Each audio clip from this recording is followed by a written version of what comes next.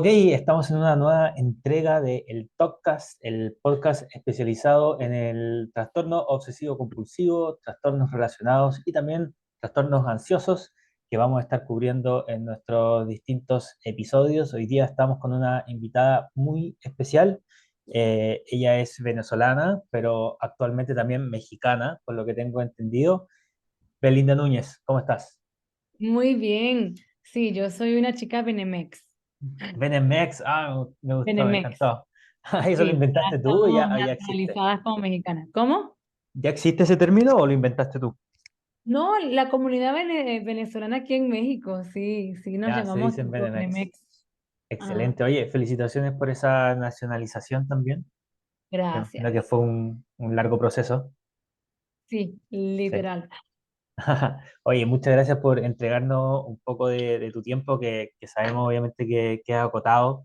Me gustaría partir por preguntarte un poco antes de que entremos en el tema de hoy día, en el contenido que va a ser sobre el mejor aliado o el mejor amigo o la mejor amiga de la exposición con prevención de respuesta. Antes de eso, me gustaría preguntarte o que le contara a nuestros oyentes quién eres, a qué te dedicas, por qué estudiaste psicología, por qué dedicarse al TOC, etcétera. Bueno, ya diste una pequeña introducción de por lo menos de dónde vengo, ¿no? Soy una venezolana, y ya tengo 6 años radicada acá en México. Y la verdad que, bueno, de psicología solamente te digo sin sacar mucho número y cuenta, ya este año cumplimos 25 años de graduada, trabajando desde el mismo momento que me gradué. O sea, me gradué un 24 de octubre de 1998 y en octubre y ya en enero estaba trabajando, ya en una institución formal. Entonces, el tiempo de espera de trabajo afortunadamente fue muy corto. Y siempre he estado trabajando en la psicología clínica. ¿Ok? La vida me ha llevado para muchas cosas. O sea, he estado en la psicología clínica, he tenido empresas que le han trabajado a la primera industria del país de Venezuela, como es Petróleos de Venezuela, PDVSA.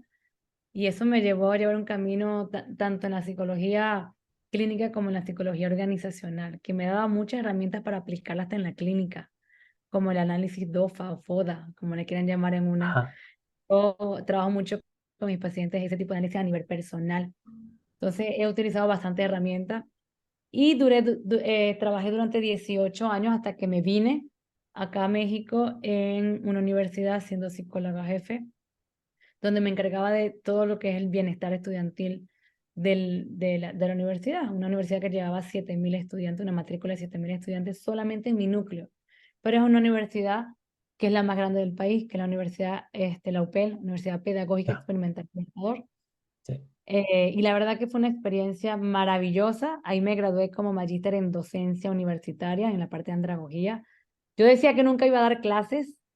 Yo cuando estudiaba la carrera, yo decía, Dios mío, yo no sé cómo los profesores nos aguantan. O sea, yo dar clases, qué fastidio. Y terminé 18 años en una universidad siendo psicóloga de la universidad y dando clases en la universidad y estudiando andragogía, educación para adultos, docencia universitaria. Entonces, pero fue una de las cosas, de las experiencias más bonitas, trabajar con muchachos, ayudarlos a formar. Yo daba varias psicologías, psicología evolutiva, de la educación, y le decía, ustedes van a ser docentes porque es una universidad para la docencia. O sea, eran Ah, maestros en diferentes especialidades. Y yo daba psicología como si ellos fuesen psicólogos, ¿ok? Porque decía, ya. ustedes tienen que ver psicología, los procesos evolutivos a nivel de educación y yo los voy a tratar como si ustedes fuesen a ser los maestros de mi hija, ¿ok? Y yo no quiero para mi hija piratas, yo no quiero para mi hija malos maestros, yo no quiero que a mi hija le falte algo en la clase o no le puedan identificar algo porque simplemente ustedes no fueron a una clase o no estudiaron bien.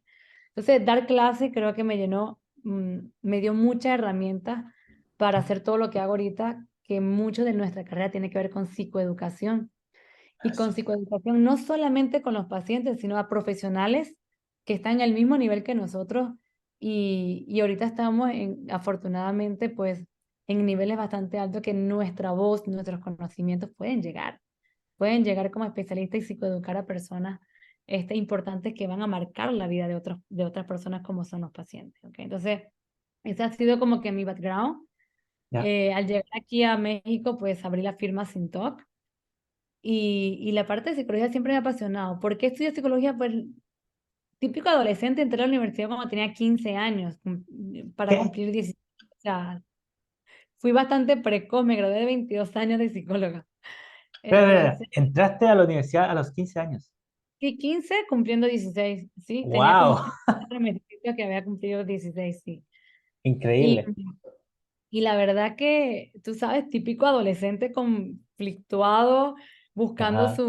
o sea, su En su rutina, norte, peleando con padres, así como que claro. quiero salir de mi casa, me quiero ir. Adolescente que no se haya querido ir de su casa, no ha sido adolescente, o sea, no ha vivido. Todos hemos querido irnos de la casa en algún momento, por alguna Todos los pelea. días.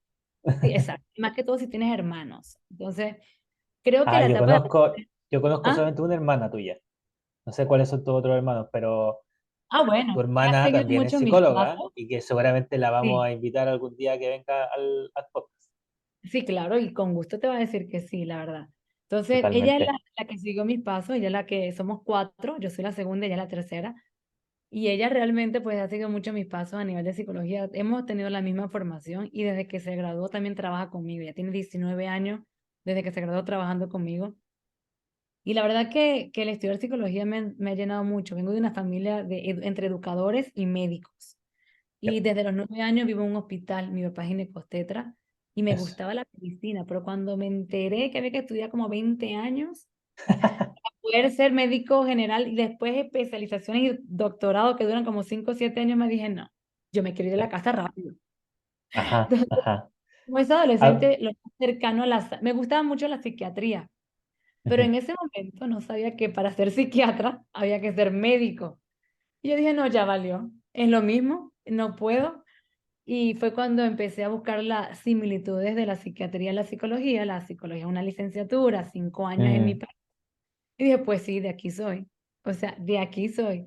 Y fue cuando me metí a estudiar psicología y creo que ha sido una de las mejores decisiones de mi vida, aún en mi adolescencia, teniendo toda la inmadurez que puede tener un adolescente de 14 15 años al elegir la carrera. Entonces, bueno, totalmente. de Sí, verdad que digo que yo amo lo que hago y no hubiese, si yo vuelvo a nacer, te lo juro que volvería a ser psicóloga porque no me veo haciendo otra cosa. buenísimo. No, y se nota en todos los aspectos, en toda la pasión que le pone a la psicología siempre que nos encontramos, ya sea de manera online o presencial. Se nota tu pasión por esta profesión y también del cariño, el amor que le tienes a tus pacientes y las ganas que le echas para que ojalá todos salgan adelante. Sí, ese es nuestro objetivo. Realmente el psicólogo, cuando estudiamos la psicología es, somos, somos personas profesionales donde nos buscan, personas que están ávidas de atención, tienen muchas vulnerabilidades y necesitan a veces una guía y un norte, ¿no? Tenemos que ser especialistas en resolución de conflictos, de problemas, porque vienen con nosotros con muchos problemas. Y realmente no te puedo enseñar, o sea, no te puedo dar el plato de comida, te tengo que enseñar a pescar y es un proceso donde tú ves la madurez, cómo va entrando un paciente y cómo se va transformando a través de un proceso terapéutico. Y cuando ya finiquita ese proceso, tú te sientes así como que, ay, mi hijo ya creció, ya lo puedo soltar. Y con todo el miedo del mundo, porque a veces hasta el propio paciente tiene miedo de dejar la terapia porque dice, Sí, contigo puedo, pero sin ti no. sí. Y aprender a enseñarle al paciente de que el trabajo lo hiciste tú y claro que puedes sin mí, porque mi trabajo es que no me necesites.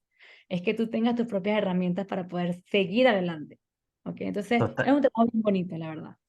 Totalmente, sí, siempre ese momento es muy emocionante, ¿no? Como de ya de las últimas sesiones y empezar a recordar de cómo la persona llegó en un comienzo y que no se atrevía a hacer ninguna exposición o cosita muy pequeña y ahora es un monstruo que es capaz de Sí, exponerse a todo. total. Sí. Oye, antes de que entremos, todavía vamos a una segunda introducción antes de que entremos al mejor aliado, al mejor amigo de la exposición con prevención de respuesta. Si pudiéramos, si yo no supiera nada de cómo es el tratamiento para el TOC y cuál es la técnica específica que debe ser utilizada en este trastorno, ¿cómo me lo podrías explicar? Bueno, realmente es muy raro. realmente el paciente que no sepa, porque nuestra característica principal como afectados todos que somos googleros y muchos a veces no vienen de un especialista o si vienen el especialista o lo diagnostica sin explicarle muy bien el trastorno o ellos vienen ya con un checklist listo, ¿no? Y a veces indagando mucha información en las redes, que lo entienden a su manera y lo entienden a su estilo. Entonces uno tiene que llegar, a ver, ¿qué sabes tú o qué has averiguado tú para poder o sea, arrancar, ¿no? Y ponte que tú fueses un paciente, como me dices tú, que no sabes mucho, que realmente dudo que un paciente tú que no sepa mucho porque sí parte de su trabajo y de su trastorno a veces es averiguar antes. Mm, Este, lo importante es empezar a hablar tu idioma. Cada trastorno tiene un idioma particular. Es como si tú y yo estamos hablando español, si yo te hablo chino no me vas a entender. ¿Ok? mm, Entonces cuando empezamos a identificar el idioma toquiano y primero empiezo a hablar del trastorno y de la sintomatología del trastorno. Y cuando lo he hecho, me han dicho, me estás describiendo, tú eres ah, bruja. Te llamaron y te contaron de cómo era yo. Y yo realmente no. Pero cuando conocemos un trastorno y hablamos el mismo lenguaje, el paciente hace clic. Ya después que yo le hago la psicoeducación o le informo cómo es el trastorno y cómo se puede presentar en él.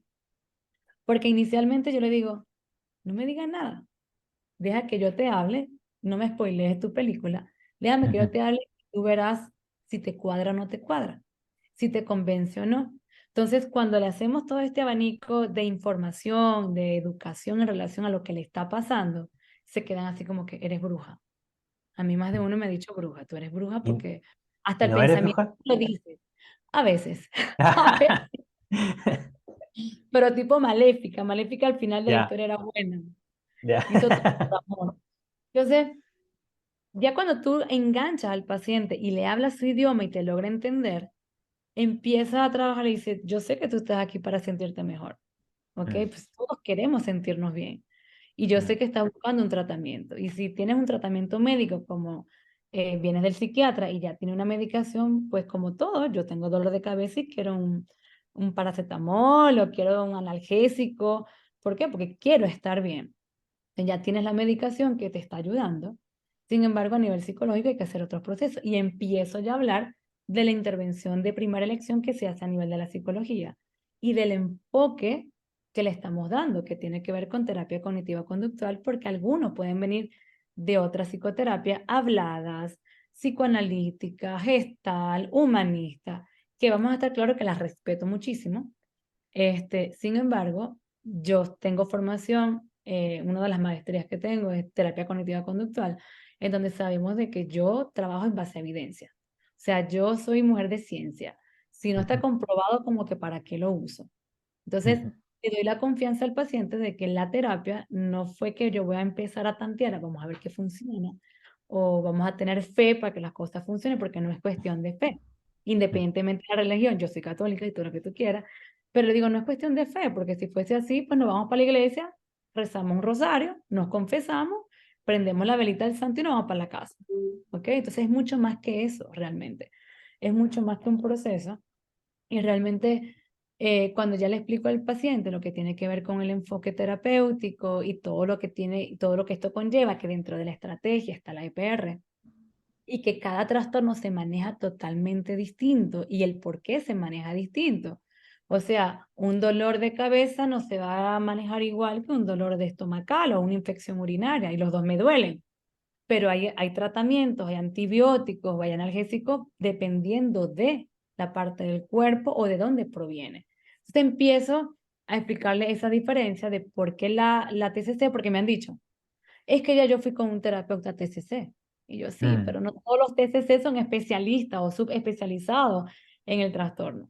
¿Ok? A mí me llega pareja y me ha tocado trabajar pareja con algunos de mis pacientes y lo hago lo mejor posible y obviamente tenemos las habilidades y la destreza, pero no soy especialista, no tengo certificación en pareja y no me gusta, A porque mí tampoco. yo solo le digo, pues déjalo, o sea, deja el drama, Sí, o sea, sí, Dios listo. mío, hello, o hazte la loca y voltea para otro lado, amiga, o sea, ya, el tipo no va a cambiar o la mujer no va a cambiar. Entonces, como soy muy confrontativa y trato de ser lo Ajá. más profesional cuando me ha tocado trabajarlo, no es mi estilo. Exacto. Es mi estilo y no me voy a expresar, o sea, yo cuando hice la maestría en TCC, pues la universidad donde estoy tiene varias certificaciones y tiene una certificación internacional de pareja y la estaban promocionando y yo, mira, no la voy a hacer, pero después no la voy a hacer, no me gusta trabajar pareja. O sea, no es mi enfoque. Ahora, me encantan las patologías, me gusta trabajar trastornos de personalidades y estoy enfocada ahorita en trastornos de depresión, ansiedades y relacionados del TOC. Que las patologías me han enamorado, pues sí, podemos trabajar TLP, podemos trabajar cualquier trastorno de personalidad. La parte de esquemas, tenemos diplomado en esquemas, que es para trabajar perfectamente patología. Entonces, ese mundo me ha enganchado mucho más y ahí es donde obviamente nos especializamos. Entonces, explicarle al paciente de que su trastorno tiene una estrategia que se llama EPR y que es específica para trabajar este tipo de trastorno y que funciona, y que no solamente funciona, sino que también le doy testimonio de pacientes que han salido adelante, que no soy yo haciendo un choro mareador de que quédate conmigo para que me des mi 15 y mi último y yo tener que comer, sino que funciona porque alguien que ha padecido lo mismo que tú y que ha hecho un proceso terapéutico te lo está diciendo. ¿Ok? Porque a Claro, veces me pueden decir, porque tú no tienes todo, o sea, tú no sabes lo que yo siento. Y yo sí, pero aquí te tengo. Y sí, por eso es que a veces hago reuniones entre pacientes porque entre ellos mismos no se pueden decir, tú no tienes TOC, yo sí. Y yo claro. sufro, tú no sufres. Y yo, sí es verdad, de Mm. repente no estoy afectada a TOC, soy especialista en TOC, pero no soy afectada. Y Puedo ser mucha, empática, pero no voy a vivirlo como lo vives tú. ¿Ok? y Entonces, eso lo encuentro genial porque también es como, claro, perfectamente podrías mostrarle un paper, una investigación, o mostrarle la estadística, etcétera, pero eso no llega, no tiene la calidez de ver una exacto, persona que cambió su vida gracias a un tratamiento especializado con EPR. exacto, Em, tal cual. sí. Entonces, claro, me encantó toda la introducción. Me imagino que tus pacientes un poco reciben todo eso en la primera sesión, como reciben un poco esta Sí, en información. la primera sesión es mucho obviamente establecimiento de rapport. Ujú, Hay que desde la primera sesión se trata de establecer relación terapéutica. Ya la relación terapéutica es una estrategia de abordaje de cambio, ujú, porque si no nos ganamos al paciente como especialista o como terapeuta, va a ser difícil que te permitan hacerlo sufrir, porque en la terapia de exposición es contraintuitiva, o sea, pones al paciente a sufrir. Y si tú no lo enganchas y no le das la confianza y te dicen, yo vengo aquí a sentirme bien y tú me pones a sentirme mal, ¿para qué te estoy pagando, no? O claro, sea, es paradójico. Y ciertamente la primera sesión es mucha psicoeducación y es mucha relación terapéutica para poder llegar a ese clic de que el paciente me permita es, moléstame y voy a aceptar todo lo que tú digas para mejorarme, aunque no te entienda, aunque no me guste, aunque no quiera. Entonces, estas primeras sesiones tienen que ver mucho con psicoeducación y relaciones terapéuticas. genial. Y ahora con respecto a eso mismo que tú estabas diciendo, respecto a que va a hacer que el paciente tenga sensaciones molestas. Y claro, el paciente cuando viene a terapia, viene como cuando va al psiquiatra. Tengo esto, este es mi problema, por favor quítamelo de encima. Y cuando se enteran de que el tratamiento va un poco hacia lo contrario, hay muchas reacciones. Pero antes de hablar de las reacciones que tienen los pacientes, explícame un poquito, ¿no es cierto?, en ese sentido, como si es que yo fuera un familiar de TOC, de una persona con TOC, como Ujú. no una persona con TOC, ¿de qué se trata la EPR? Porque se llama EPR. La EPR tiene su fundamento en la E de exposición, ¿ok? Exposición en diferentes maneras y formas, ¿no? Exponer Ajá, al paciente. La palabra exposición se explica por sí sola. Me sí, expongo, me molesto, me pongo ahí como que en el tapete, en la mesa, en la sobremesa, para que me vean, ¿no? Y esa exposición es enseñarle de que te vas a exponer a tus miedos, a tu miedo, a tu pensamiento.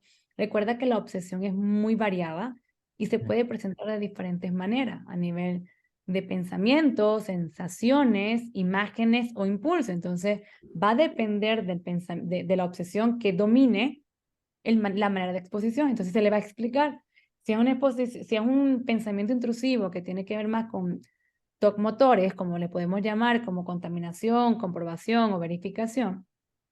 Las exposiciones más efectivas o las que más se deben utilizar son las en vivo, ¿ok? ujú, Donde el paciente hace la acción como tal y poder trabajar. O sea, ¿no quieres tocar? Pues toca. ¿Ok? Vamos a hacer siempre todo lo contrario de lo que me dice el pensamiento. Entonces, nos vamos a exponer al pensamiento y a la consecuencia temida del pensamiento, que en muchos de los casos no es la misma. A Ujú, veces sí, pero en la mayoría de los casos no. Y tenemos que enseñar al paciente a descubrir cuál es la consecuencia temida de sus pensamientos obsesivos. ujú, ¿Ok? De repente con el pensamiento obsesivo, si tocar, mi lógica me dice, es que no me quiero ensuciar, pero para ellos no, es que si toco me enfermo y si me enfermo me muero. Entonces, a la hora chiquita, la creencia central tiene que ver con miedo a la muerte, no con la suciedad. ujú. Entonces, es enseñar al paciente cómo se va presentando todos estos pensamientos a través de una distorsión cognitiva. ¿Ok? Y la PR es la segunda parte que yo le llamo la llave maestra, porque todo el mundo, a veces cuando están comenzando y están novatos dentro de la terapia, ya yo me expuse, Belinda, y esto no, o sea, me expongo y no pasa nada. Y yo, pero es que la exposición es la parte más fácil de la terapia. ¿Es la más difícil? No, es la más fácil. Lo más difícil es prevenir el ritual o prevenir la respuesta. La R puede ser ritual o respuesta, dependiendo del especialista que lo esté trabajando. ¿Ok? Y es la respuesta, cuando utilizamos la respuesta para que lo puedan entender, es la respuesta al estímulo que tengo de la obsesión. Porque por naturaleza divina y de ser humano, nadie quiere sentirse mal. Si yo tengo hambre, voy a comer. Si tengo sed, voy a tomar agua. Si estoy cansado, me siento. O sea, tenemos, y aquí me voy un poquito con psicoanálisis, con algunas cositas, el ser humano busca el placer, evita el dolor. Nadie quiere Ajá. sentirse mal, ¿ok? Bueno, o Entonces, también el la budismo premisa. habla sobre lo mismo. Exacto, todo el mundo quiere un bienestar. ¿Sí? O sea, estamos para estar en un bienestar, no nos agrada, no nos gusta sentirnos mal de ninguna manera, ni física ni emocionalmente. Entonces, si yo tengo un malestar, una ansiedad que me está alterando, yo voy a hacer todo lo posible por sentirme bien, Ajá. ¿ok? Entonces, ahí es donde vienen esas cosas que hago para sentirme bien. Y esas cosas que hago para sentirme bien, independientemente que sean mentales, motoras o evitativas, me van a reforzar el TOC, me van a reforzar el pensamiento Que son las porque la alivio es compulsiones. momentánea. Entonces, exacto, la PR es la prevención de ritual, que es lo que le da el alivio, y es donde que yo le digo ahora, no lo haga. Y entonces, ¿qué hago, Belinda? Me muero. Ya, la morición, como me dice mi La mamá. abolición. La morición, Belinda.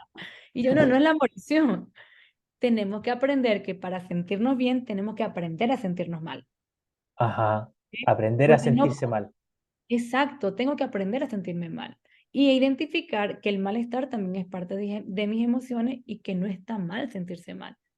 Y Mm, yo hablo mucho como si la ansiedad, que es una emoción que va a estar con nosotros siempre, que, sí, que es necesaria, que es hasta saludable en muchos de los casos, digamos que está, que es nuestra amiguita tóxica mm. o nuestro familiar tóxico, que tú dices, no, es que tengo una tía, Dios mío, pero es tu tía, pero es tu Parte de la familia, familia, no se va a parte de ir. la familia, ahí se va a quedar, no te puedes deshacer Ajá. de ella, que tienes que aprender a convivir y a sobrellevarla, que te va a gritar todo el tiempo y tú respira Mm, profundo, pero no le vas a hacer caso cada vez que te grite. Entonces, crear esa tolerancia a tu familiar tóxico es mm. lo que tenemos que enseñar, ¿ok? Porque te asusta y la credibilidad de eso que te está diciendo es lo que te hace que hagas los benditos rituales y que los rituales para el TOC nunca va a ser suficiente.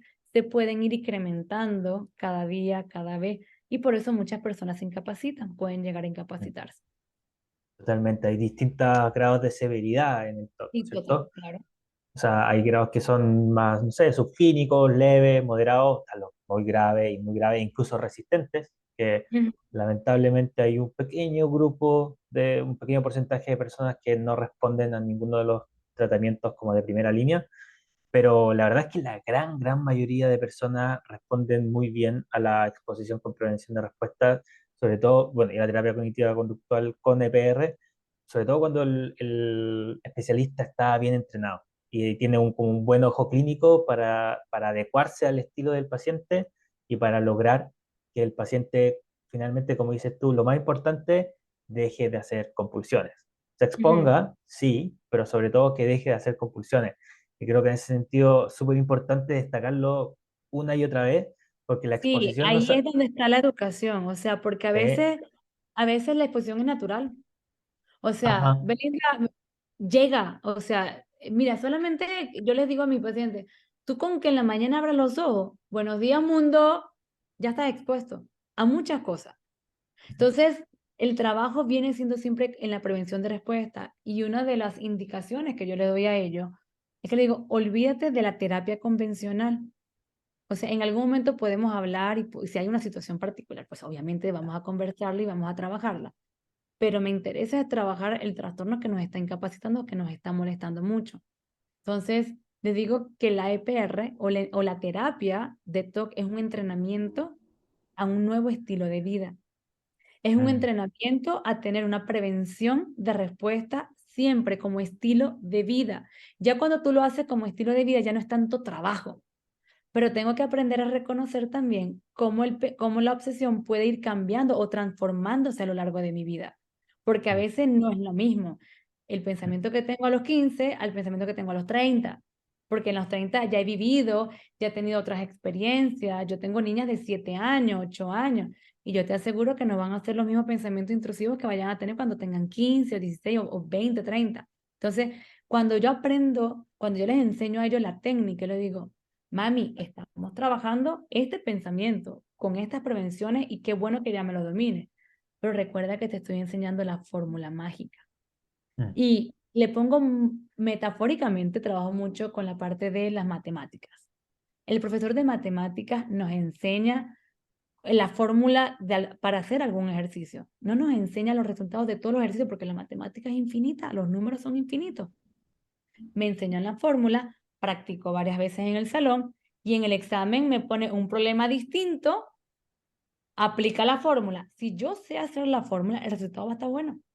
Y yo le digo, independientemente del pensamiento, de la obsesión que te llegue en cualquier etapa de tu vida, si tú sabes aplicar la fórmula de exposición y la prevención de respuesta, porque ya la sabes, porque te la metiste en el ADN y la aprendiste muy bien, vas a hacer un buen trabajo. Y eso es lo que me ayuda a mí a tener prevenciones de recaídas, cuando Mm. la técnica ya forma parte de la vida del paciente. Y no que solamente por el periodo de crisis para salir de la crisis mientras que ya se acabó. Ay, después, porque Totalmente. es un trastorno crónico. Crónico es para toda la vida. Y yo les digo, pero no es igual a sufrimiento toda la vida si yo hago un buen trabajo. Entonces, es Totalmente. psicoeducación del paciente. Sí, sí, y ahí hay súper buenas metáforas y me encantó esta de los números y las matemáticas y la fórmula. Eh, y claro, finalmente el ejercicio de exposición no se termina cuando se termina la sesión o no se termina cuando se termina la tarea, sino que se termina cuando efectivamente no compulsiono después de haberme expuesto. Y eso puede ser, si lo hice en la mañana la exposición, puede ser en la tarde, puede ser en la noche, puede ser el otro día. Y definitivamente requiere como un cambio de paradigma para la Ujú. persona porque ha estado siempre en el paradigma de me siento mal, hago algo para no sentirme mal.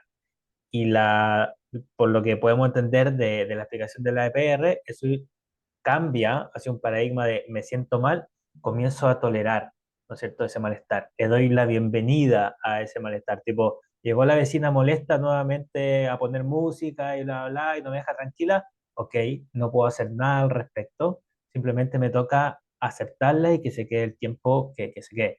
Y ahí la gente empieza a decir muchas veces como, ¿y qué? ¿Y se va a quedar ahí y yo voy a estar molesta para siempre? ¿O qué empieza a pasar cuando yo empiezo a aceptar esa vecina molesta o esa tía Y molesta? lo que pasa es que hay varios procesos cognitivos, ¿no? Recordemos que el TOC es un trastorno neuropsiquiátrico. Y como trastorno neuropsiquiátrico tenemos que entender que no es que el paciente está pensando así porque está aburrido. Yo le digo, no es que tú estás aburrido y tenías mucho tiempo de ocio y dijiste, pues vamos a que se nos pegue un pensamiento, ¿no? Y a ver, para entretenerme en algo.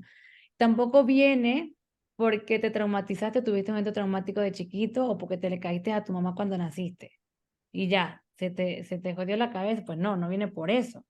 El TOC viene casi, tiene que ver con la carga genética y venimos con una carga genética que es bien importante porque si vemos la familia de los afectados TOC, alguien por parte de mamá o papá, hay ansiedades, hay depresión, son personas aprensivas, hay algún relacionado de todo. Entonces, ya viene eso como genética. Y si a la genética le sumas patrón familiar, porque mamá ansiosa va a tener niños ansiosos. Mamá aprensiva va a tener niños aprensivos. Mamá toquiana va a tener niños toquianos porque hay activación a través del modelamiento. Entonces, no es que voy a aguantar por aguantar o hasta cuándo se acaba. Es que tienes un proceso neurológico. Hay que explicarle al paciente que eso debería ser del psiquiatra, pero nos ha tocado esa responsabilidad a nosotros los psicólogos de explicarle el proceso cerebral que está afectando y que te está haciendo que tengas este tipo de pensamiento, la parte frontal, el giro cingulado, los ganglios basales, o sea, todo esto, la amígdala cerebral, el hipotálamo, todas las funciones del cerebro que están involucradas y que hacen que tengas esta sintomatología. ¿Ok? Que la sintomatología obviamente tiene que ver con obsesiones y compulsiones y con mucha ansiedad asociada. Ujú. Entonces, cuando tú le dices, no es tu culpa que estés pensando lo que estás pensando, que es un proceso bioquímico cerebral, que hay problemas de recapturaciones de serotonina, por eso los médicos cuando te mandan medicación te mandan antidepresivos, porque los antidepresivos son los mejores recapturadores de serotonina que hay. Y a veces los juntan con antipsicóticos, no porque tengas una psicosis, sino porque son potencializadores de un antidepresivo y son los mejores amigos para la hora de trabajar en tu cerebrito como vitamina, porque ellos no, los pacientes no son neurólogos, no son psiquiatras, entonces hay que explicarle también a su estilo y a su modo, enseñarles todos estos procesos. Es cuando ellos empiezan a hacer clic y dice, o sea, si aguanto, es cuando yo le digo, los antidepresivos tienen un trabajo que hacer. Y el trabajo que están haciendo los antidepresivos, quiero que tú lo hagas de manera natural a través de la técnica. Por eso, yo a veces necesito que el antidepresivo me agarre el monstruito para enseñarte a pelear. Cuando a medida que tú vas avanzando en el entrenamiento, la pelea, hace como karate, vas subiendo de cintas, de colores, porque vas avanzando, yo puedo decirle al psiquiatra, vamos a empezar reducción de medicación porque ya hay remisiones de síntomas, pero ya tú sabes pelear contra el monstruo. Uno de los grandes errores era que antes se utilizaba solamente la medicación para el TOC. Mm. Llegábamos a cierta remisión, el psiquiatra empezaba a bajar, volvían los síntomas a los 2, 3, 4 meses. Entonces, por eso hay una falsa creencia que el paciente TOC debe consumir medicación toda la vida, porque toda la vida ha estado en ese ciclo de psiquiatra, psiquiatra y psiquiatra, Ujú. porque no han tenido un entrenamiento que se ha demostrado bajo la ciencia y bajo ciertos estudios que la EPR logra el mismo cambio bioquímico cerebral que me hace el antidepresivo. Me Claro. crea ese músculo cerebral, me crea esa gimnasia cerebral para poder tener resistencia y tolerancia ante una ansiedad para yo poder como dijimos al principio, aprender a tolerarla, porque es una Oye, emoción que va a estar en mí siempre. totalmente. Y Belinda, entonces, ¿qué es lo que podría esperar alguien? Porque un paciente podría decir, ok, Belinda, yo le tengo, no sé, mucho miedo a un tema religioso, tengo mucho miedo a estar pecando y ser una mala persona, ¿ya?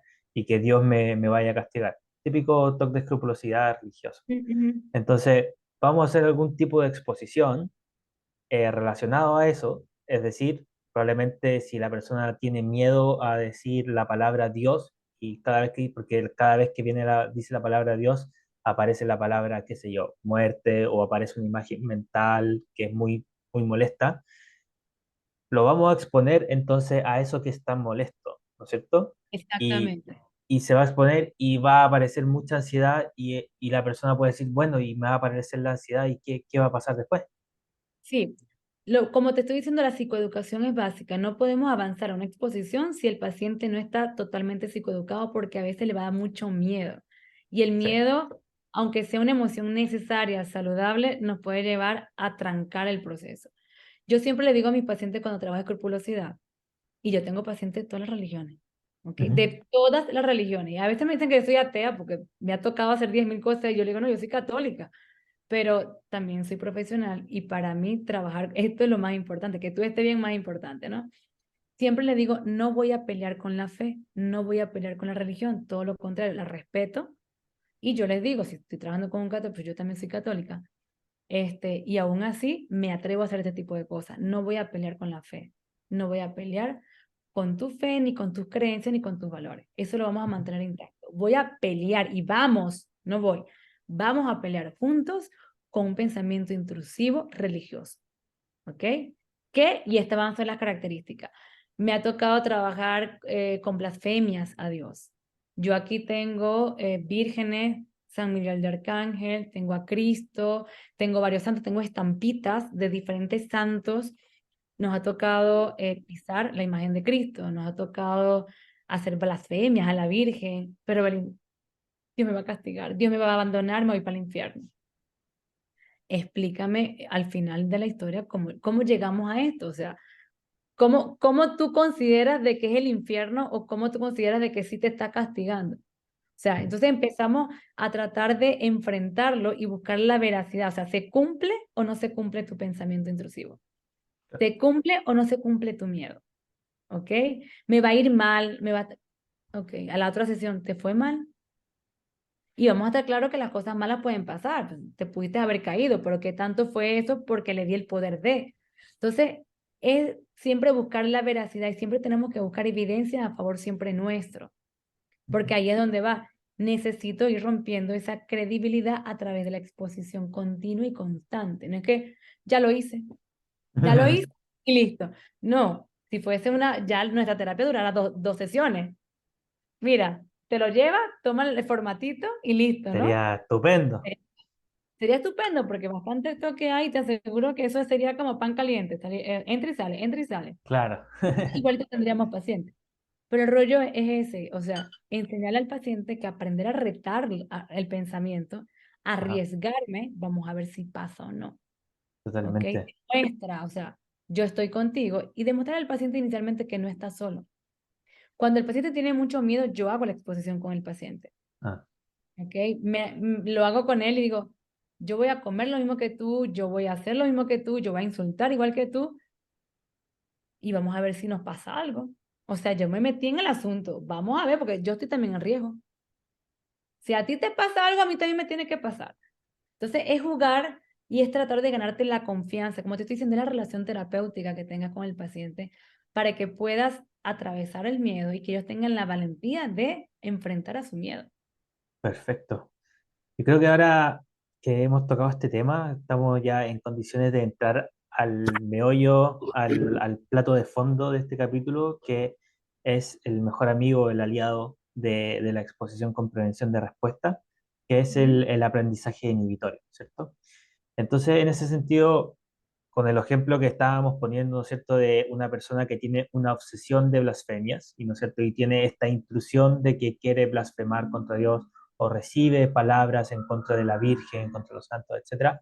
Esa sería, ¿no es cierto?, para hacer un recuento, un raconto, esa sería la obsesión, que aumenta la ansiedad, y la persona afectada de TOC realiza compulsiones que buscan reducir la ansiedad, ¿no es cierto? Como por ejemplo rezar más, no sé, repetir ciertas palabras, Confesarse, confesarse, evitar ir a la no, iglesia, etcétera. Que evitar no es propiamente una compulsión, pero finalmente cumple la misma función, así que lo tratamos igual. Eh, y normalmente lo que uno esperaría en el modelo más clásico de exposición sería que la ansiedad, ¿no es cierto?, suba y que al no realizar ningún tipo de compulsión, si nos mantenemos durante un buen tiempo, la ansiedad comienza a bajar, ¿cierto? Como esta curva clásica de ansiedad. Pero como tú misma dijiste, eh, en la mayoría de los casos podemos decir, a ver, ¿se cumple mi temor o no se cumple? Pero hay veces en que no podemos siempre saber si se cumple mi temor o no se cumple, porque está muy lejos. Por ejemplo, tengo el miedo de que voy a desarrollar un cáncer por tal o cual cosa, que sería más como, o quédate con escrupulosidad, o ah, sea, sí, el infierno, o me voy a ir para el infierno cuando me muera, pues claro, ya va, pero muérete, pero no podemos matarnos para decir si fuiste o no para el infierno. exacto. ¿Cómo me vas a No podemos, avisar? no podemos comprar un ticket para ir al infierno a ver Y cómo como es. que, déjame ver, a ver qué pasó. O sea, no, Claro, aprender exactamente. a tolerar la incertidumbre, ¿ok? Eso, ahí quiero llegar. Entonces, luego ya hace un par de décadas llega el aprendizaje inhibitorio y durante, sobre todo que los últimos 15 años, el aprendizaje inhibitorio ha entrado con todo al área también del tratamiento del trastorno obsesivo compulsivo y trae, ¿no es cierto?, nuevos conceptos, como un poco viene como a complejizar un poco o a añadir nuevas palabras a este diccionario TOC, como decías tú en el comienzo, ¿cierto? Al principio se hablaba solamente de habitúate a esto que tanto te molesta o desensibilízate, y ahora no es solo eso, porque vimos que al parecer también algo provocaba ahí, como muchas recaídas, algo que podemos hablar también, y ahora no buscamos solamente que la persona se habitúe al estímulo, es decir, que la ansiedad efectivamente baje. También buscamos algo más como lo que tú decías, ¿no es cierto? Como empezar a tolerar la incertidumbre.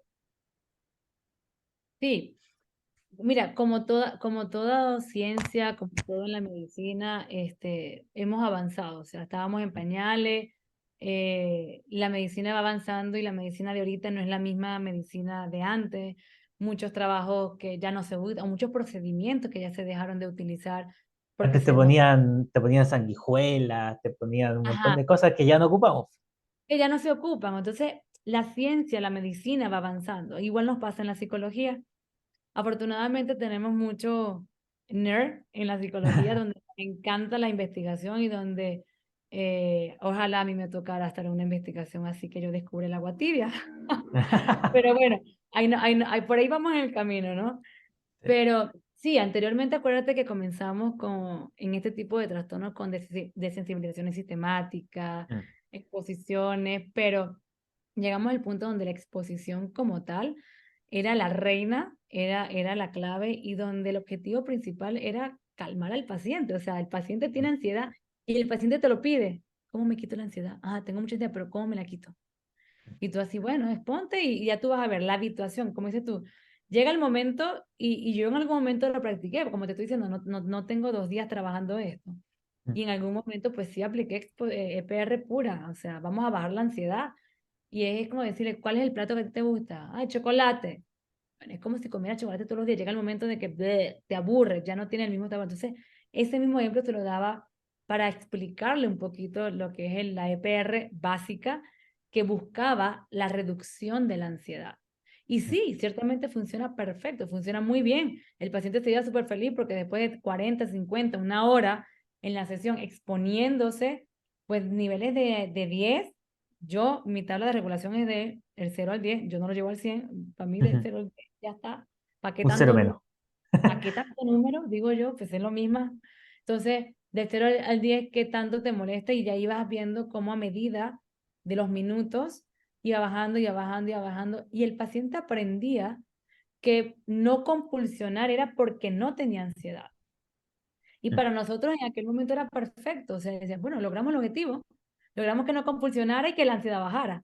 Y mm, éramos felices en ese rollo. A medida que fuimos la psicología fue avanzando, obviamente siempre buscamos nuevas estrategias, nuevas herramientas. Sale lo que es el aprendizaje inhibitorio, ¿ok? En donde ciertamente, como yo siempre he dicho, trabajar en equipo es lo más bonito y es lo mejor que hay. Entonces, viene a fortalecer, a ser el bestie, como tú le estás diciendo aquí en este podcast, el mejor amigo de la EPR, porque sabe que la EPR es excelente, es muy buena, pero le faltaba ese algo. Y mm. ese algo viene a complementar, que es el aprendizaje inhibitorio. Ahora, ¿con qué se come el aprendizaje inhibitorio? ¿Cuál es la meta del aprendizaje inhibitorio? ¿O cuál es el aprendizaje? ¿Qué es lo que nos viene a dar el aprendizaje inhibitorio? Y te viene a decir, pues la exposición es la clave y ahí te la compro y vamos a seguir haciéndola. Pero el objetivo de bajar la ansiedad o de enseñar al paciente de que no compulsione porque la ansiedad baje, estamos mal. ¿Por qué? Porque la ansiedad va a subir en algún momento, porque la ansiedad se va a exponer en algún momento, ¿ok? ¿Y qué va a pasar cuando la ansiedad sube y no baje? El paciente va a compulsionar como loco y vienen las recaídas, porque nuestro estado emocional es variado, porque no todos los días amanecemos igual. Y cállate que no seamos mujeres. Tú que trabajas esto y debes saber que no es, las pacientes somos hormonales. En nuestros días, antes, o sea, durante o después, podemos tener activaciones elevado a la potencia, N Mm, potencia. Y no es porque esté grave, es porque mis hormonas me están saboteando. Entonces, van a haber situaciones de vida donde la ansiedad que yo aprendí a habituarme y a que bajara y no compulsionar, no se va a bajar. Y al ver que pasa tiempito y no baja, compulsiona. mm, Porque eso fue lo que aprendí. Que la ansiedad baja y yo no compulsiono. Entonces, eso fue lo que el aprendizaje inhibitorio vino a enseñarnos. Vino a enseñarnos y a decirte, te compro la exposición y está perfecto, pero tenemos que enseñar al paciente a que realmente no compulsione aún y a pesar de la ansiedad. Porque la ansiedad, como ya le hemos enseñado a él, es natural, es una emoción básica, está un poquito desbordada y tengo que aprender a verla como la tía tóxica que me molesta y viene a la casa a fastidiar, a echarle chisme a mi mamá. ¿Ok? Entonces, ya tengo que entender de que la tolerancia a la ansiedad es lo que me va a ayudar a mí a tener mucha mayor resistencia, mucho mayor cambio bioquímico cerebral y mucha más prevención de recaídas. Porque cuando se me suba la ansiedad, ya yo sé que la tengo alta, la tolero y no compulsiono. No hay que baje, que baje, que baje, que baje, que baje para no compulsionar. Ajá, No, ajá. ha ayudado mucho a eso, en donde el aprendizaje inhibitorio es cuando tenemos dos situaciones y el primer aprendizaje va a luchar, perdón, el nuevo Mm, aprendizaje que exponte y vamos a esperar a ver si pasa o no pasa tu pensamiento o tu consecuencia temida, va a competir con el trigger, con el aprendizaje y el miedo que tengo, ujú, ¿ok? Porque yo tengo un miedo aprendido, que yo tengo un terror, una creencia de aprendizaje de que si no hago esto va a pasar aquello, va a pasar lo peor. Vamos a ver si ocurre. Entonces, cuando yo tengo evidencia a favor de que por más que lo hago y no ocurre, este nuevo aprendizaje es decir, entonces no pasa nada, yo pensé que iba a ser peor. Este nuevo aprendizaje compite y le gana al aprendizaje anterior del miedo. Entonces, ujú. por eso se dice aprendizaje inhibitorio. El nuevo aprendizaje inhibe Inhibe, el aprendizaje. ¿Ok? exacto. Entonces, Entonces, ahí es donde está la pelea. súper, súper. Sí, Y, y, me y vas cachando la como, idea. totalmente, y como lo acaba de decir, ¿no es cierto?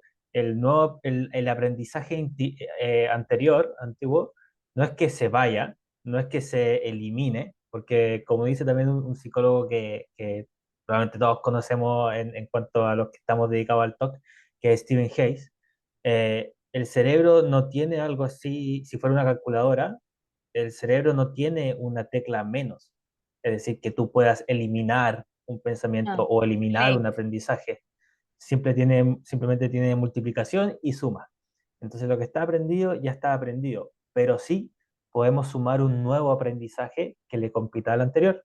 Y en ese sentido, el nuevo aprendizaje a instalar sería el de no compulsionar a pesar de la ansiedad que siento. Y eso, como me gusta decirle a los pacientes, es un cambio en la vida gigantesco, ¿cierto? Aprender a que ante la ansiedad no necesito relajarme, no necesito escapar, no necesito asegurarme que nada malo va a pasar y puedo quedarme con la duda. Y tú dices, no, dicen, tú estás loco. ¿Cómo voy a quedar con la duda? ¿Cómo me voy a quedar con la duda de que a lo mejor no me voy a ir al infierno, en el caso que estamos hablando? Pero en realidad, poco a poco, como decías tú, el paciente va aprendiendo y eso también tiene un correlato en el cerebro, en el área química. Quizás podríamos hacer otro episodio, ¿no? ¿Cierto? En cuanto a neurotransmisores, etcétera, como la base biológica. Porque Porque, esa es otra cosa. Buena ñoña yo, buena nerd. sí, ¿no? Estamos Eso comenzando te... la maestría en neuropsicología con la Universidad de España, porque la parte cerebral de verdad que es un encanto. O sea, a mí me tiene atrapada toda la parte neurológica del cerebro. Y aquí le estamos, o sea, hay muchas respuestas acá en nuestro cerebrito. Ujú. Entonces, porque todo es neurológico. Entonces, si yo como especialista no logro entender la parte neurológica del trastorno, pues no sé, a veces, o sea, siento que estoy incompleta. Como que te falta Y por ahí, una, te falta una patita. Sí, necesitas la completitud. Oye, pero sí, de todas maneras vamos, si te interesa, podemos hacer un episodio sobre eso.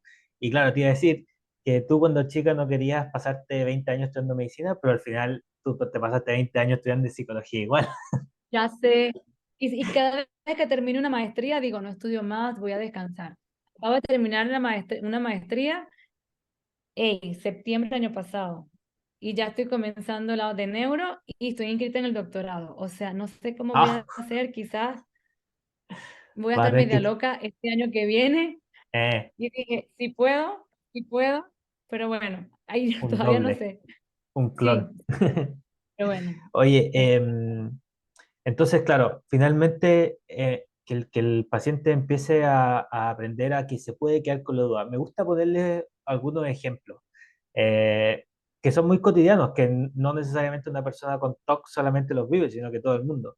Como por ejemplo, cuando estás hablando con un amigo, con un familiar y de pronto le dices, ay, esta película es muy buena, aparece este actor que, ay, ¿cómo se llama este actor? ¿cómo se llama? Ay, se me olvidó. Y como que, ay, tengo la urgencia, como la necesidad de saber el nombre del actor.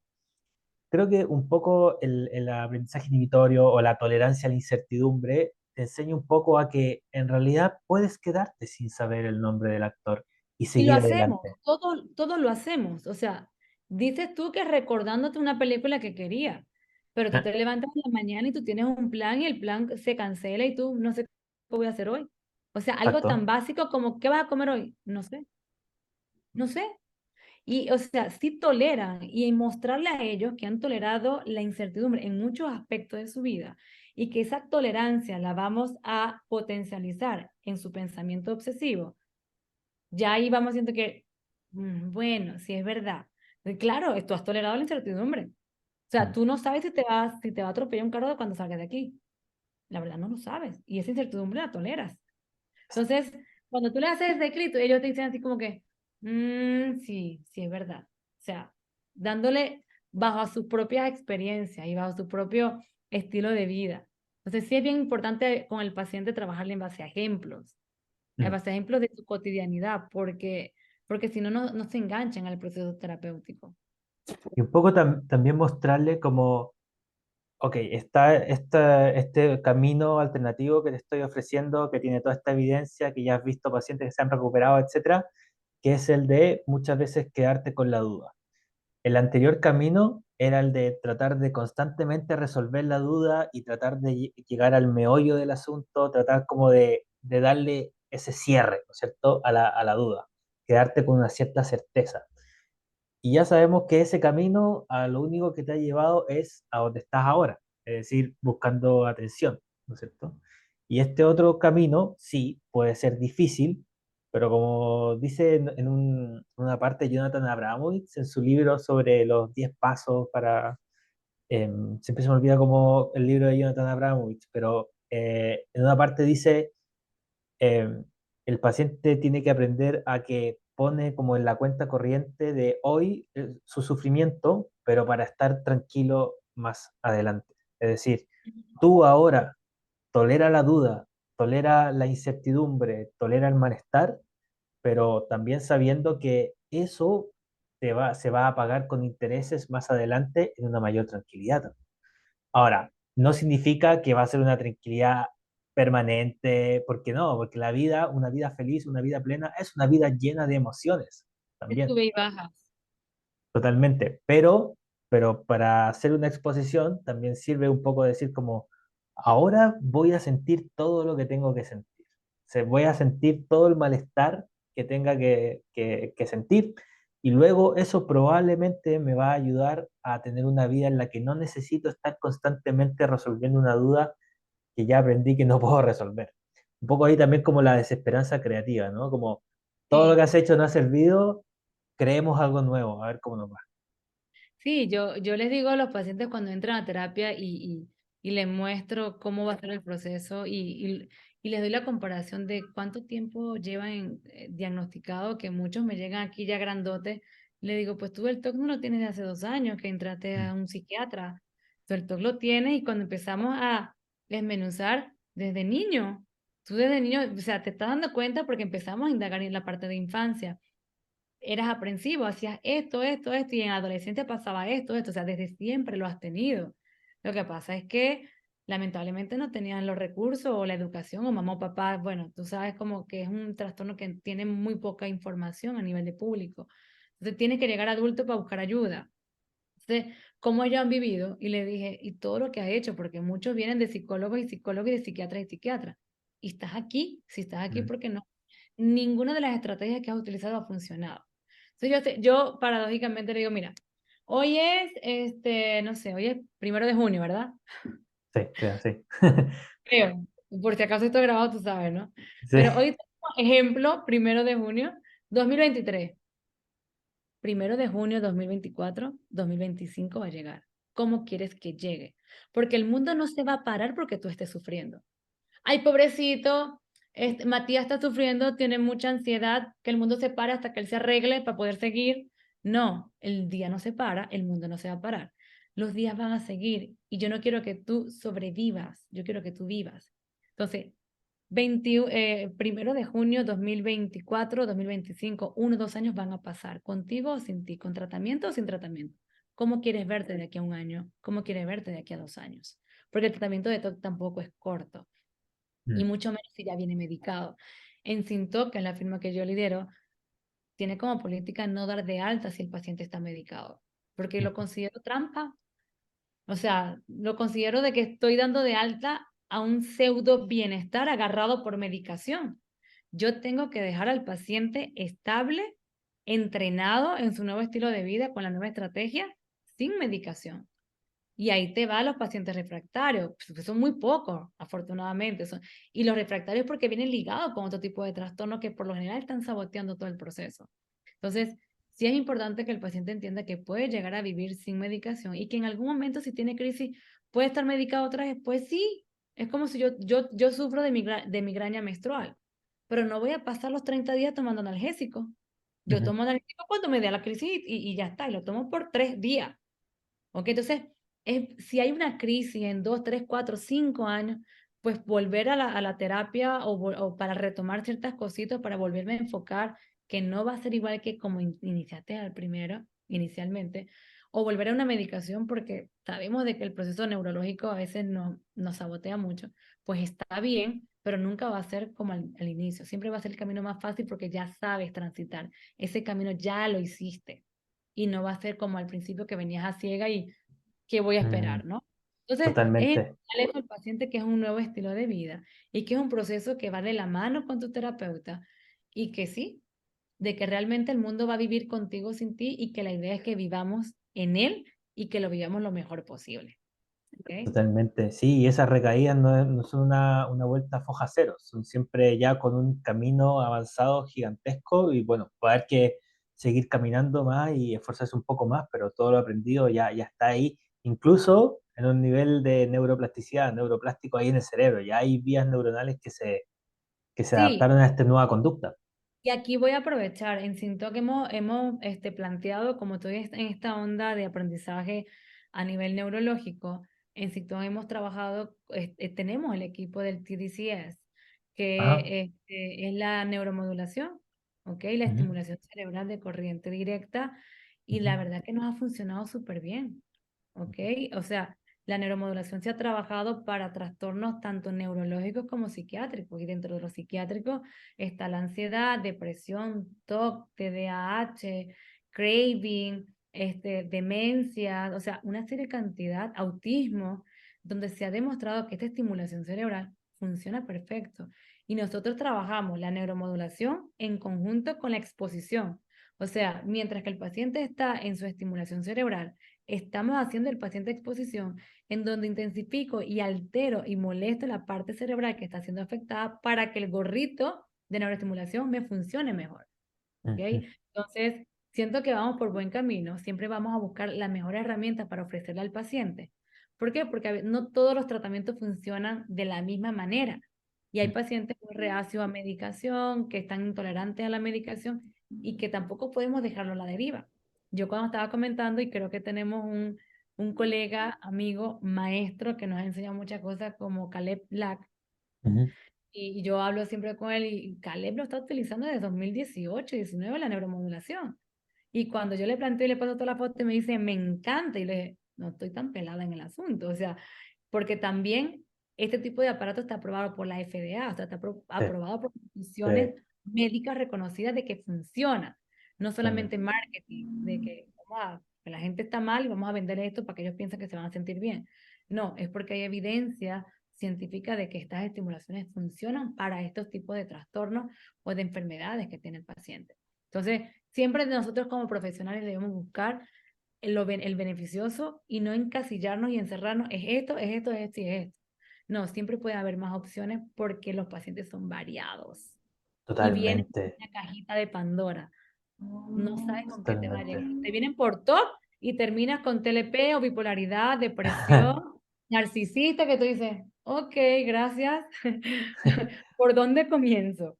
Hay Cuando harto yo me he trabajo. tocado mandar al TOC a banca, a mí me ha tocado decir, TOC, es el Por que ahora menos no. me y menos me preocupa, lo mando a jugar banca y me quedo trabajando el trastorno que esté incapacitando, bien sea una depresión o bien sea un TLP desbordado. ¿Ok? Entonces, Totalmente. siempre tenemos que ser bastante habilidosos a la hora de poder trabajar con el paciente.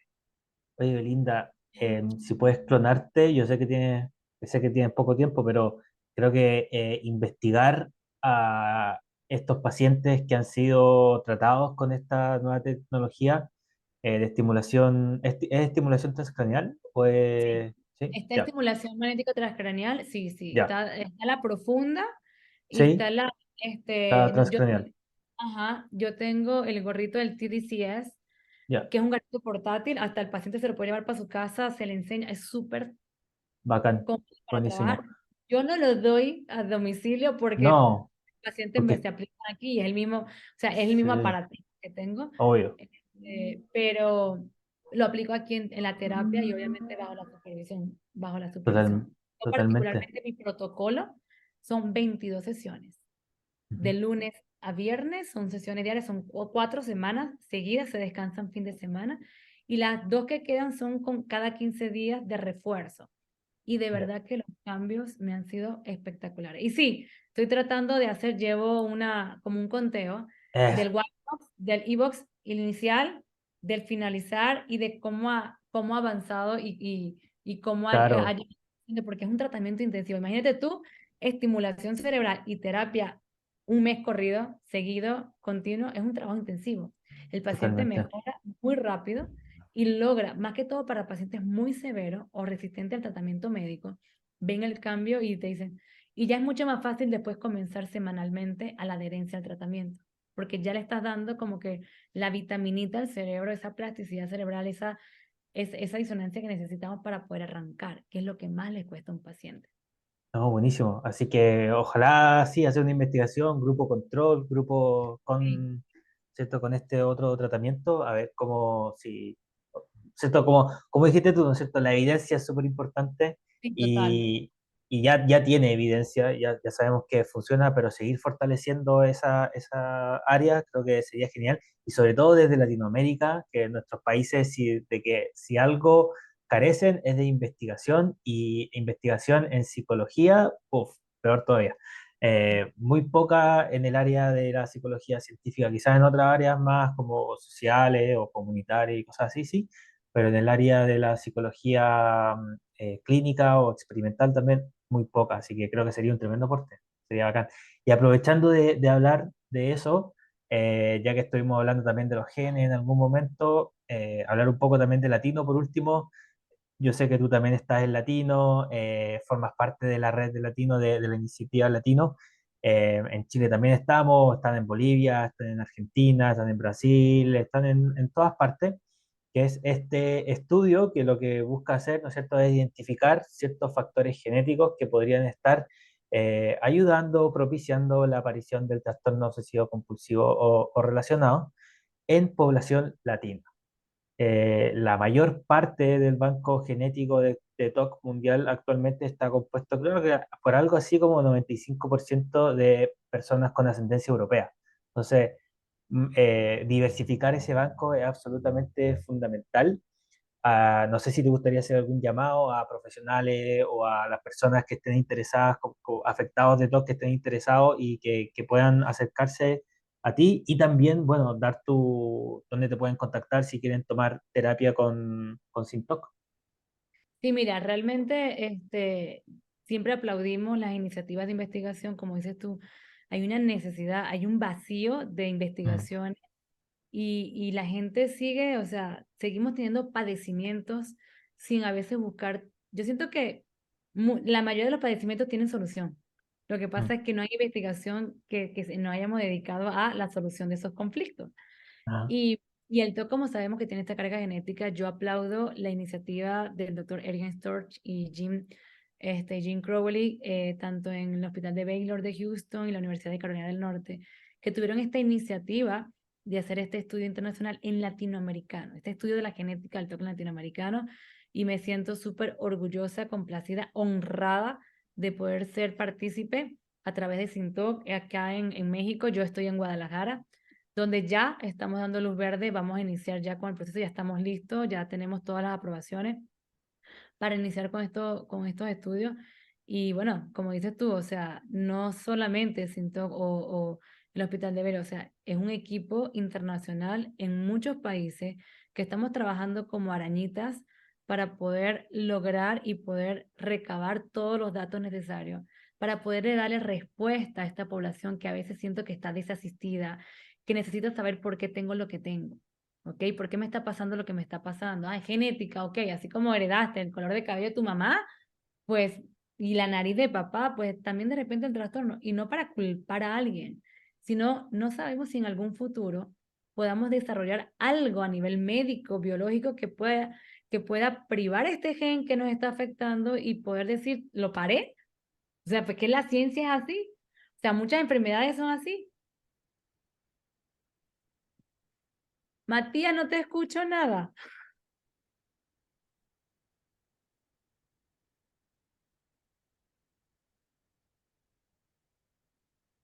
A ver, a ver. Matías estaba inspirado aquí Ahora hablando. sí, ahora sí. Ahora sí. Ya. No, es que se me descargó el micrófono Bluetooth. No, Ok. te decía que Matías y Belinda se quedan sin trabajo porque ya van a haber medicaciones específicas para tal persona con esos genes y sería genial, sería increíble. Ojalá, porque te aseguro que la psicología da para mucho y me iré para otro Sí, trastorno. totalmente. O para otra área, Otra área, totalmente. no tengo problema, Oye, pero es ¿y feliz, de verdad. hay algún número o algún mail, algún Instagram que pueden las personas como acercarse y decir, oye, me gustaría ser parte de esta? Porque básicamente, finalmente, un poco para explicar a las personas, si usted tiene TOC, tiene sospecha de que tiene TOC, algún familiar tiene TOC, puede participar de este estudio que es súper importante, que busca reunir 5.000 muestras de saliva y de aplicaciones de baterías psicológicas de personas latinoamericanas con trastorno obsesivo compulsivo. Entonces, si pueden ser parte del estudio, sería genial, ya sea en México o en cualquier país de En Latinoamérica que está cualquier registrado. parte donde estemos, que hay creo que más de 18 países que estamos. Bueno, de los que me recuerdo ahorita, Chile, Ecuador, está Colombia, está México, obviamente, en Estados Unidos, Bolivia, Bolivia, Paraguay. Brasil, Paraguay, o sea, están, y de cada país afortunadamente haremos varios psicólogos y varios centros que estamos recopilando ese tipo de información. Ejemplos sin TOC pueden ubicar en Instagram, @sin_ o piso, como le quieran llamar, Ujú. TOC_. Ahí están a veces los números, me pueden escribir un DM. A nivel de número de teléfono, Mm. si están fuera del país, más 521-33-1691-7051, pero vamos a estar claros de que la investigación tiene que ver, a mí me corresponde la parte de México, en Sí, cualquier parte de México, en cualquier parte de la República Mexicana, así que sería 33-1691-7051. WhatsApp, por favor, porque llamada es difícil que yo atienda. En WhatsApp solicitamos todos los datos para meterlo en la base de datos y hacerle el llamado respectivo para hacerle toda la logística de establecerle el día, la hora, revisar si es una persona que aplica o no aplica para el estudio. Es que creo que bueno, se le hace una evaluación previa para ver si ciertamente sí, y ya obviamente pues procedemos a hacer toda la logística necesaria. Y de verdad que yo feliz de la vida de poder aceptar a todos los participantes, todos los voluntarios que quieran. genial, Belinda. Para las personas de Chile, vamos a dejar en los comentarios o en la descripción el Google Form, en donde se pueden inscribir ahí para quedar inscritos en el estudio latino. Y también se pueden contactar conmigo a Espacio Talk. Pueden visitar el Instagram que es espacio-talk. O también pueden contactarme al más 56983 perdón, más 569-8482 5677 me parece que. Ya se me olvidó el nombre Es que como yo de no me el número de llamo, Espacio Talk. es que como yo Como no yo me no me llamo a mí llamo, mismo, se me olvida. mejor al Instagram. Me escriben de ahí directamente. Eh, Belinda, qué agrado tener esta conversación contigo, de verdad. Espero que podamos hacer un nuevo capítulo pronto, eh, próximo mes o en un par de meses más, cuando sea. Con gusto, Eh, de todas maneras, vamos a hablar de otros temas porque temas para hablar hay. hay bastante. Y eso, un abrazo grande, cuídate mucho, nos estamos viendo Gracias pronto. por la invitación y de verdad tú sabes que siempre a la orden. Exacto. Ya, un abrazo.